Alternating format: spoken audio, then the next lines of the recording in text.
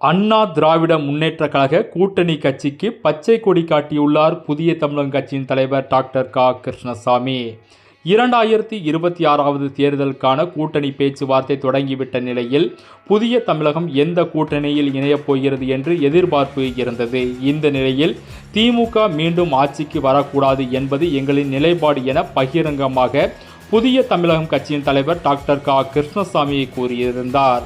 இதன் மூலம் திராவிட முன்னேற்ற கழகத்திற்கு முற்றுப்புள்ளி வைத்துள்ளார் புதிய தமிழகம் கட்சியின் தலைவர் டாக்டர் க. கிருஷ்ணசாமி. இதனால் அண்ணா திராவிட முன்னேற்ற கழக கூட்டணியில் 4 சட்டமன்ற தொகுதிகள் கேட்டு இணையப் போவதாக கிட்டத்தட்ட உறுதியாகியுள்ளது என்பதை முக்கிய செய்தியாக பார்த்து கொண்டிருக்கின்றோம். அண்ணா திராவிட முன்னேற்ற கழக கூட்டணி கட்சிக்கு பச்சை கொடி காட்டியுள்ளார் புதிய தமிழகம் கட்சியின் தலைவர் டாக்டர் க. கிருஷ்ணசாமி.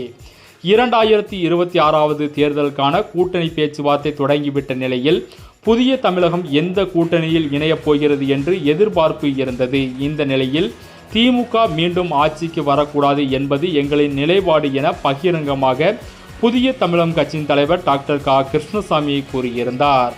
இதன் மூலம் திராவிட முன்னேற்ற கழகத்திற்கு முற்றுப்புள்ளி வைத்துள்ளார். இதனால் அண்ணா திராவிட முன்னேற்ற கழக கூட்டணியில் 4 சட்டமன்ற தொகுதிகள் கேட்டு இணையப் போவதாக கிட்டத்தட்ட உறுதியாகியுள்ளது.